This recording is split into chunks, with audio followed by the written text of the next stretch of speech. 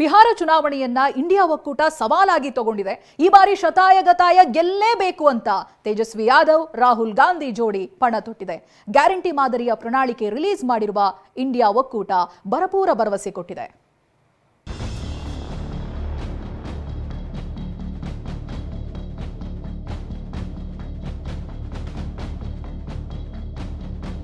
Bihar India ಒಕ್ಕೂಟ ಪ್ರಣಾಳಿಕೆಯಲ್ಲೂ guarantee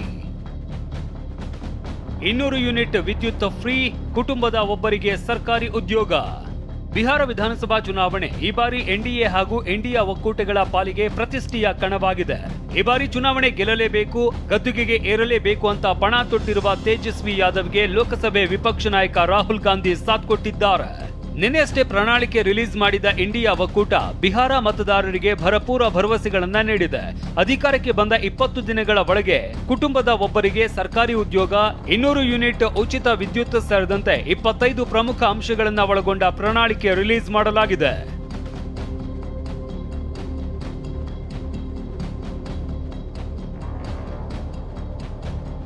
ಅಧಿಕಾರಕ್ಕೆ ಬಂದ 20 ದಿನಗಳಲ್ಲಿ ಕುಟುಂಬದ ಒಬ್ಬ ವ್ಯಕ್ತಿಗೆ ಸರ್ಕಾರಿ ಉದ್ಯೋಗ, ಪ್ರತಿಯೊಂದು ಮನೆಗೆ 200 ಯೂನಿಟ್ ವರೆಗೆ ವಿದ್ಯುತ್ ಉಚಿತ, ಬಡ ಕುಟುಂಬಗಳಿಗೆ 500ರಂತೆ ಸಬ್ಸಿಡಿ ದರದಲ್ಲಿ ಸಿಲಿಂಡರ್ ವಿತರಣೆ, ಮಾಯಿ ಬಹಿನ್ ಮಾನ ಯೋಜನೆ ಅಡಿಯಲ್ಲಿ ಮಹಿಳೆಯರಿಗೆ ಮಾಸಿಕ 2500 ರೂಪಾಯಿ, ಹಿರಿಯ ನಾಗರಿಕರಿಗೆ, ವಿಧವೆಯರಿಗೆ 1500 ರೂಪಾಯಿ ಪಿಂಚಣಿ, ವಿಕಲಚೇತನರಿಗೆ ತಿಂಗಳಿಗೆ 3000 ರೂಪಾಯಿ ಮಾಸಾಶನ, OPS ಅಂದ್ರೆ ಹಳೆ ಪಿಂಚಣಿ ಯೋಜನೆ ಮರು ಜಾರಿ, ಜೀವಿಕಾ ದೀದಿಗಳನ್ನ ಸರ್ಕಾರಿ ನೌಕರರಾಗಿ ಭರ್ತಿ ನೀಡುತ್ತೇವೆ. ಹೀಗೆ 25 ಭರವಸೆಗಳ ಮೂಲಕ ಆರ್ಜೆಡಿ, ಕಾಂಗ್ರೆಸ್ ಸೇರಿದಂತೆ ಇಂಡಿಯಾ ಒಕ್ಕೂಟ ತನ್ನ ಪ್ರಣಾಳಿಕೆಯಲ್ಲಿ ಭರ್ಜರಿ ಘೋಷಣೆ ಮಾಡಿದೆ.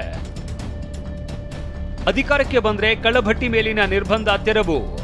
ಇಷ್ಟು ಮಾತ್ರವಲ್ಲದೆ ಇಂಡಿಯಾ ಒಕ್ಕೂಟ ಅಧಿಕಾರಕ್ಕೆ ಬಂದ್ರೆ ಕಳ್ಳಭಟ್ಟಿ ಮೇಲಿನ ನಿರ್ಬಂಧವನ್ನ ತೆರವುಗೊಳಿಸುತ್ತೇವೆ ಅಂತ ಘೋಷಿಸಲಾಗಿದೆ. ಈ ಬಗ್ಗೆ ಇವತ್ತು ಪಾಟ್ನಾದಲ್ಲಿ ಮಾತನಾಡಿದ ಬಿಹಾರದ ಮಾಜಿ ಡಿಸಿಎಂ ತೇಜಸ್ವಿ ಯಾದವ್, ನಮ್ಮ ಪ್ರಣಾಳಿಕೆಯಲ್ಲಿ ಜನತೆಗೆ ಬೇಕಾದ ದೊಡ್ಡ ದೊಡ್ಡ ಘೋಷಣೆಗಳನ್ನ ಮಾಡಿದ್ದೇವೆ ಅಂದ್ರು. कल हम लोगों ने जो घोषणा की है ये प्रण हम लोगों का है, इसको हम लोग जो है मिलकर के जो है पूरा करेंगे. और साथ ही साथ जो है इसमें बड़ी घोषणाएं जो है हम लोगों ने की है. अब देखिएगा, संविदा कर्मी, आउटसोर्सिंग कर्मी, कर्मचारियों को तो हम लोग जो है स्थायी करेंगे. साथ ही साथ OPS जो है, ओल्ड पेंशन जो स्कीम जो था, वो जो है हम लोग लागू करने का काम करेंगे. ಇಂದು ಬಿಹಾರದಲ್ಲಿ ಚುನಾವಣಾ ಪ್ರಚಾರಕ್ಕೆ ರಾಹುಲ್ ಗಾಂಧಿ ಧುಮುಕಿದ್ದಾರೆ. ಮುಜಾಫರ್ಪುರದಲ್ಲಿ ನಡೆದ ಚುನಾವಣಾ ರ್ಯಾಲಿಯನ್ನು ಉದ್ದೇಶಿಸಿ ಮಾತನಾಡಿದ ಲೋಕಸಭೆಯ ವಿರೋಧ ಪಕ್ಷದ ನಾಯಕ ರಾಹುಲ್ ಗಾಂಧಿ, ನಿತೀಶ್ ಕುಮಾರ್ ರಿಮೋಟ್ ಬಿಜೆಪಿ ಕೈಯಲ್ಲಿದೆ ಅಂತ ವಾಗ್ದಾಳಿ ನಡೆಸಿದ್ದಾರೆ. नीतीश जी का चेहरा का प्रयोग हो रहा है, रिमोट कंट्रोल बीजेपी के हाथ में है. आप ये मत सोचिए कि अति पिछड़ों की आवाज उधर सुनाई देती है. 3-4 लोग कंट्रोल करते हैं, बीजेपी कंट्रोल करती है, उनके हाथ में रिमोट कंट्रोलर है और उनको सामाजिक न्याय से कोई लेना देना नहीं है.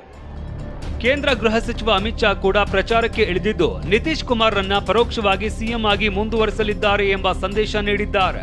ರಾಜಕೀಯದಲ್ಲಿ ಯಾವುದೇ ಸ್ಥಾನ ಖಾಲಿ ಇಲ್ಲ ಅಂತ ಹೇಳಿದ್ದಾರೆ. 6 तारीख को पहले मतदान, फिर जलपान. 11 बजे के पहले कमल और तीर के निशान पर बटन दबाकर ये लालू राहुल का सुपड़ा साफ कर दीजिए. ಇನ್ನು ಚುನಾವಣೆ ಪ್ರಚಾರಕ್ಕೆ ಉತ್ತರ ಪ್ರದೇಶದ ಸಿಎಂ ಯೋಗಿ ಆದಿತ್ಯನಾಥ್ ಇಳಿದಿದ್ದು ಬಿಹಾರದ ಸಿವಾನ್ನಲ್ಲಿ ಚುನಾವಣಾ ಪ್ರಚಾರ ನಡೆಸಿದ್ರು.